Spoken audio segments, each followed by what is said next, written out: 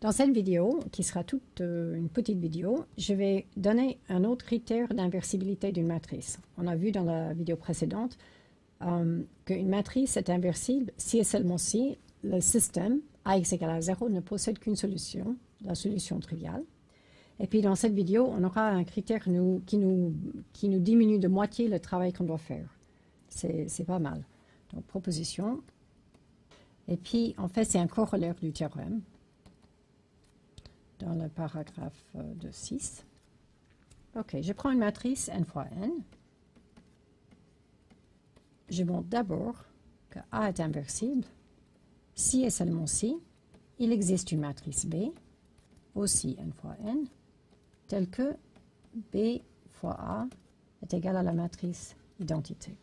Ensuite, je vais montrer que A est inversible si et seulement si il existe une matrice C, aussi n fois n, telle que A fois C est égal à la matrice identité. Donc on voit qu'on aura économisé la moitié du travail parce qu'il suffit de trouver une matrice telle que d'un côté ou de l'autre, en multipliant, on trouve la matrice identité. On n'a pas besoin de faire les deux multiplications. Maintenant, pour montrer ce théorème, j'ai que besoin de montrer des flèches dans un sens.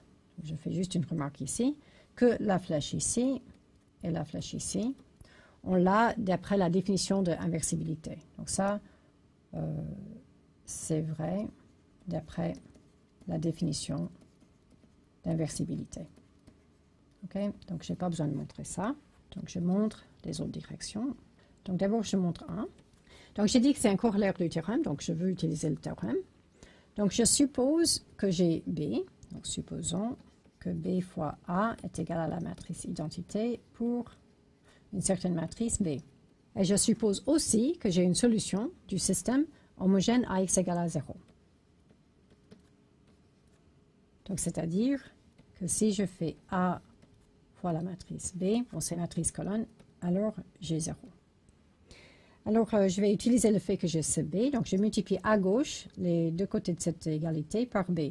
Donc, j'ai B fois A fois B est égal à B fois 0.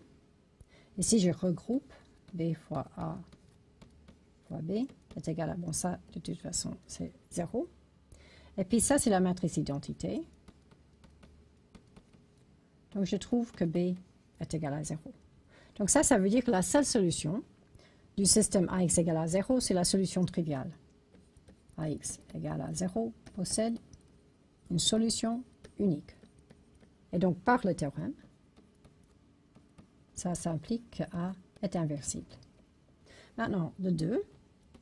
Il faut montrer le 2 parce que ce n'est pas tout à fait le même argument. Là, vous voyez que j'ai vraiment utilisé, que j'ai multiplié à gauche par une matrice pour modifier cette équation. Donc, je fais différemment pour le 2. Donc, ici, je suppose que j'ai cette matrice C, telle qu'en multipliant à droite la matrice A, j'obtiens la matrice identité. Donc, ça veut dire que c'est une matrice n fois n.